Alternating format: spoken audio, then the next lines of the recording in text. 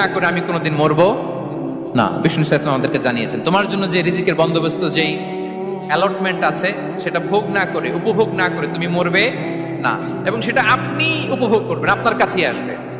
ধরুন আপনারা যে ফল আমেরিকাতে খান, এটা কি আমেরিকায় চাষ হয় ফল, নাকি কানাডা মেক্সিকো থেকে আসে?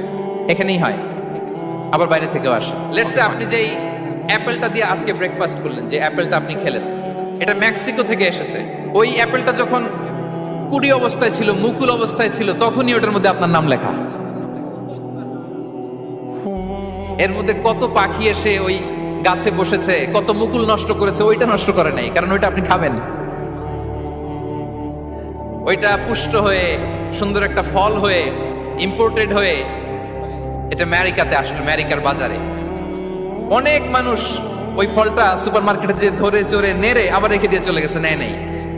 ওইটা সে খাবে না, কারণ ওইটা আপনার রিজিকে লেখা।